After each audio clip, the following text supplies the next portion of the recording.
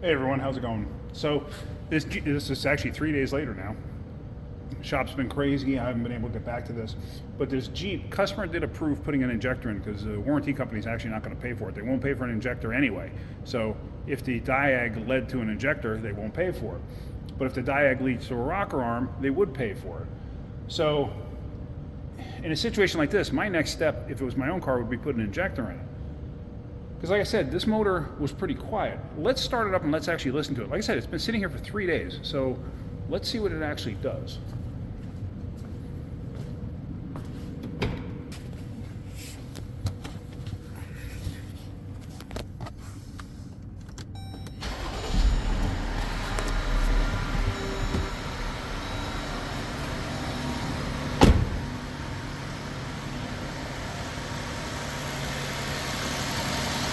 I mean, it's quiet.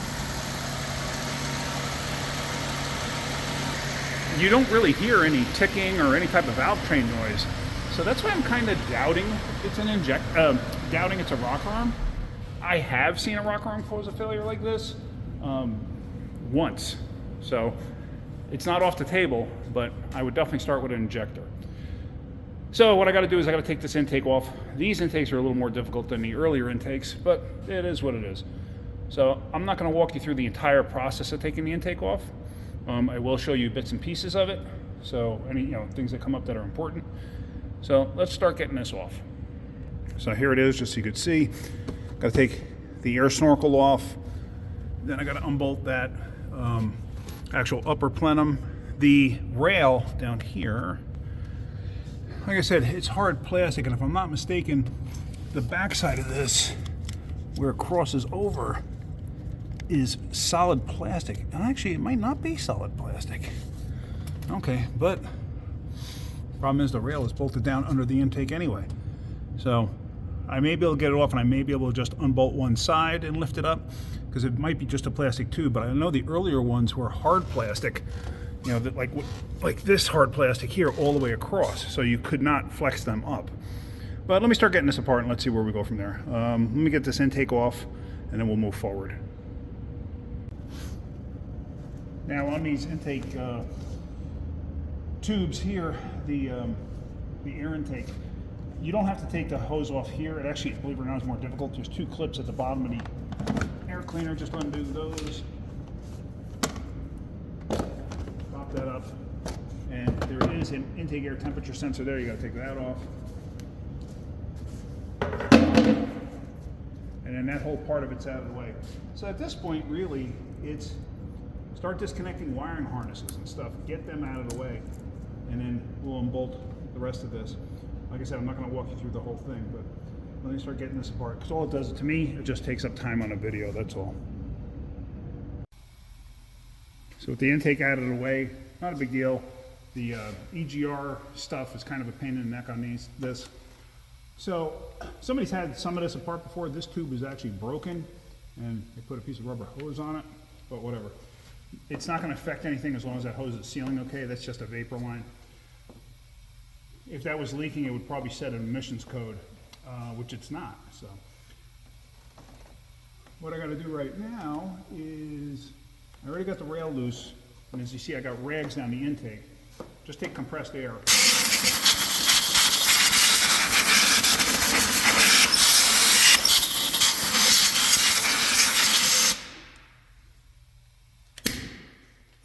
I do that to keep any debris from possibly falling down inside there.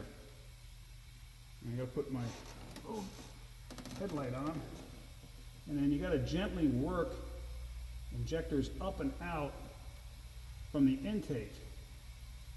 So hopefully this will go. I might have to spray some WD down in there around each injector, because it'll help lubricate the O-ring.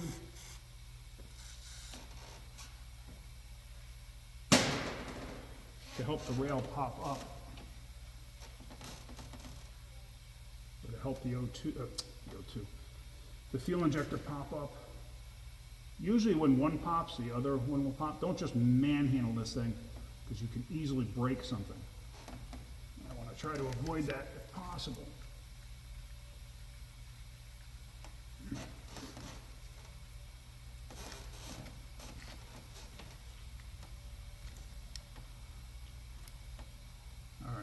one just popped. But what I want to try to do is pop the other ones up on this side. Usually you don't have to worry about the O-rings on injectors. Usually, I mean, if it was a really old vehicle, then yeah, probably. But these are plastic intakes, and usually there's not too much of an issue.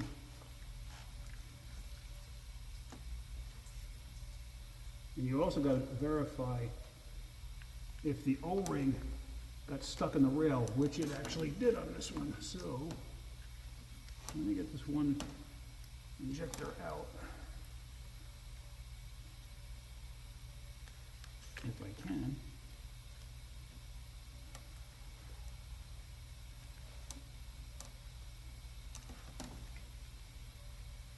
All I'm doing is wiggling the injector in the rail, trying to get it to pop.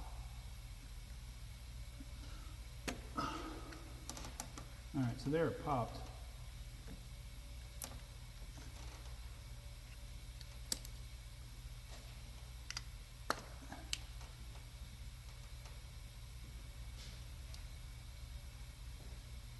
And there is the injector. All right, but what we're gonna do now is,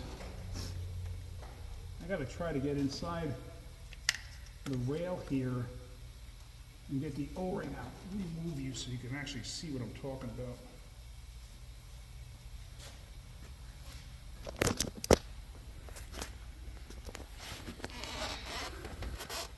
But if you look at this injector, this upper O-ring here, it is not on the injectors themselves. See that? So that means it's stuck up inside the rail. So I'm going to have to try to get the O-ring out of the rail. I don't want to manipulate this rail too much if I can all avoid it. But let me see what I can do to get those out of there. So there we go, I got them out. Basically I use this. This is, I believe it's called a seal spoon. I don't even actually remember, but I'm pretty sure it's called a seal spoon. I did use these in another video way back when, and people were saying, that's not what it's called, or whatever. I know it is a seal spoon. And I think if you look up a seal spoon, you'll see this. So, but anyway, what I did was I just went up in there with this because it's got that nice soft round edge, and I was able to catch the seal and pop it out. So yes, I'm going to reuse these seals. I got no problem reusing them. The vehicle is not that old, doesn't have that many miles on it. These came out smooth, and it's plastic on both ends, so I'm not concerned about it. So I'm going to get these installed, and I'm also going to use transmission assembly gel. Best thing in the world you can use on stuff like this. So let me start getting this ready, and I'm going to show you the new injector.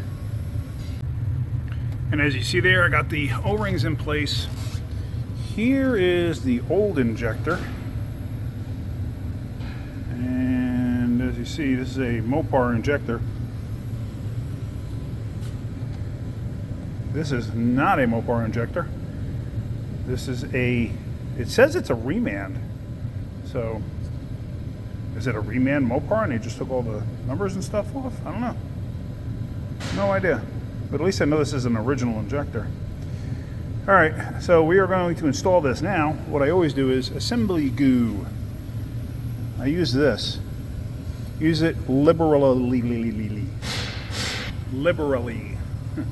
on the O-rings and on there also on that side. Wherever you take the, or wherever you disconnected the injector from the rail or from the intake, put this assembly gel on there, and then you're good to go. This stuff will actually, the assembly gel will create a misfire when you first start it up, because it'll mix in with the gas as it's flowing through, but it'll wash away quickly. But yes, when you go to start this thing up, it may shake and everything else, and then it should clear right up. So let me get this on here, and let me get it on the injectors in there, and we'll assemble this thing. Just gonna put you up in here.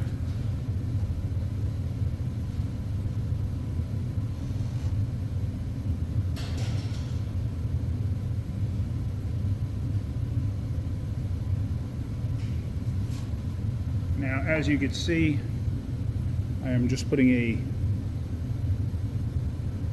good amount on there, and it just makes your life easier when you're slipping these things into place.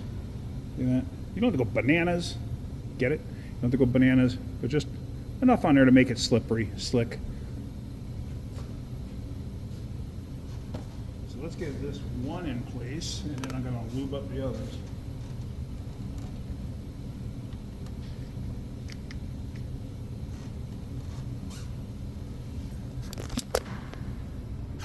So there you can see it's down in place. So I'm going to lube up the other ones, and I'm going to push the rail down on top of it. Okay, so with those all lube-a-dubed up, now you got to line the rail up in the right position to make sure you got everything going the way it should. Me filming this is probably not going to go over well. Yeah, I don't think so, but because I got to get everything on the right. Oh, there it goes. Didn't expect that. And then that's it. Push it down. Everything's good to go. And as you see, I stuffed rags down the intake because you never know. You can get something to drop inside the intake. So this is just a precaution, just to help prevent an accident, because that's an accident you don't want. All right. Yeah, let me bolt the rail back down, and we're going to put the intake back on and see what happens. Just wanted you to see before I put the intake on. Replace the gaskets. These gaskets appeared original, and they seem pretty stiff, so that's my main reason for changing them. Had they already been changed, like because somebody has been in here and done some work, but had they already been changed, I would have probably left them alone. Usually these are very reusable. Usually you don't have much of an issue, especially, like I said, dealing with a plastic intake upper and lower.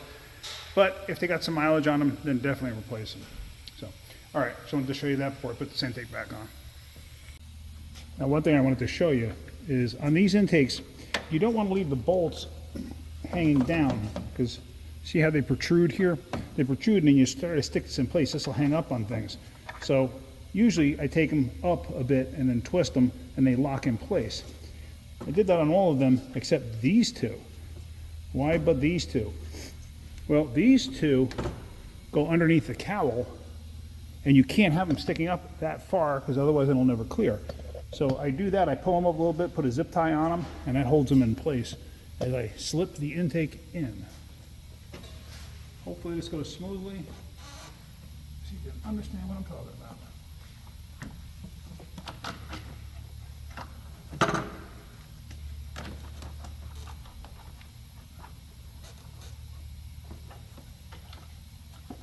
Of course, it hangs up on absolutely everything as you go in place. You get the general idea.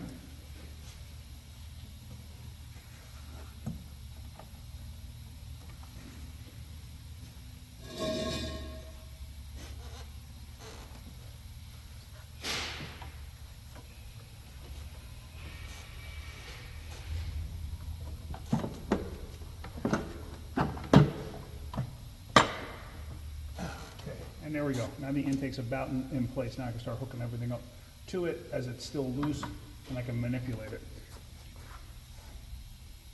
All right, everything's back together. So let's start this up and see what happens.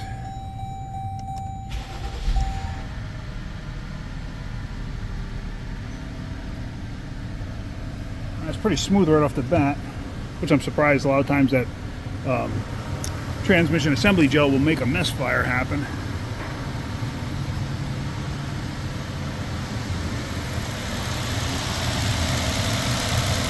But she sounds pretty healthy. So let's see, let's get into my scanner and see what we got.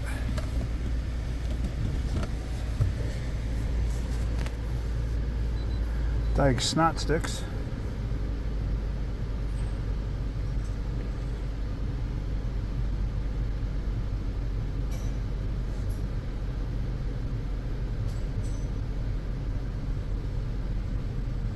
Okay, let's see, PCM.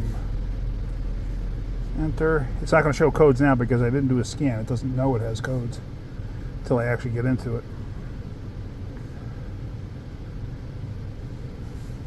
I'm going to go to OBD misfires, OBD monitors rather, and it's all the way at the end of the monitors.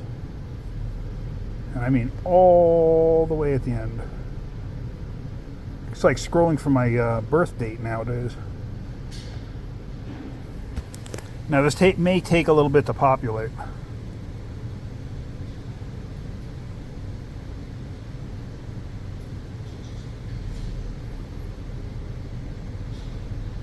Come on.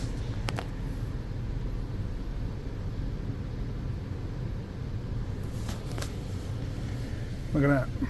I got no misfires as of now. Nothing.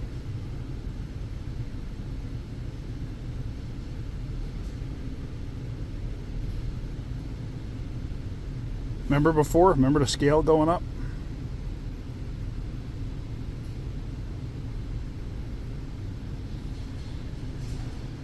See, now populated. Like I said, it takes a while sometimes because it has to go through all of that data. I got no misfires.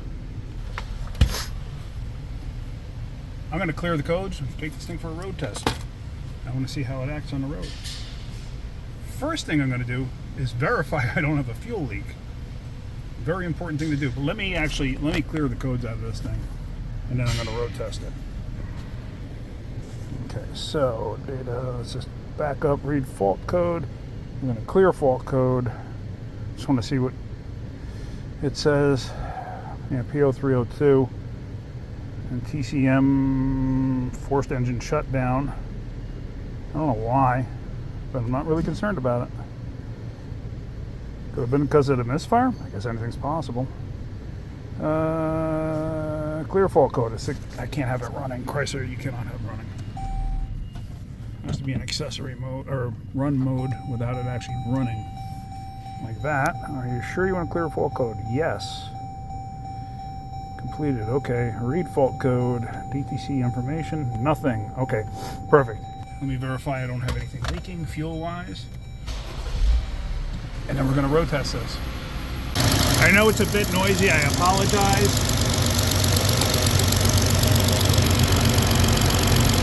But I don't see any leaks. Happy about that. Yep. Alright. Go for a road test. And then I still got to put the engine cover on, but I'm leaving it off for right now. So getting ready for the road test, just so you can see it. No misfires on any cylinder. Gonna go for a ride. Let's see how it does. Ran absolutely perfect. Let me show you the misfire count. Cylinder 1, 0, 2, 0, 3, 0, 4, 0, 5, that's the counter, 0, 5, and 6, all zeros. So, turned out to be an injector. Where does somebody come up with the fact that, hey, you need an engine? I don't know. I'm glad the customer took it out of there. So, unless you fully trust your mechanic, sometimes it's worth a second opinion. If you're just going to a place for the first time and you know nothing about them, and they right off the bat, like in a situation like this, tell you need an engine, maybe you should get a second opinion, especially if you have a completely drivable car that's not making any engine noises. This was just a misfire. And then obviously the situation with the spark plug where I honestly think they whacked it down with a gun. It's the only thing that makes any sense to me. How in the world would that happen? I don't know. Has to be either that or they went gorilla on the thing. They went bananas and tightened the snot out of it by hand and broke it. That's the only other thing I can think of. But yeah, so anyway, she'll be happy. It's fixed and it doesn't need an engine. All right, that's pretty much it. If you look down in the description, I'm going to find a link for those seal spoons and stuff like that, and also my K10 scanner. And I love this scanner. I think I've mentioned that before. You see links down in the description for them. They're available on Amazon. And I'm not asking you to buy anything, but if you give it a click, it does help me. If you buy something, it helps me even more. So, but like I said, not asking you to do that. All right. Hopefully you got something out of my video. If you did, hit that like button. If you could, please subscribe.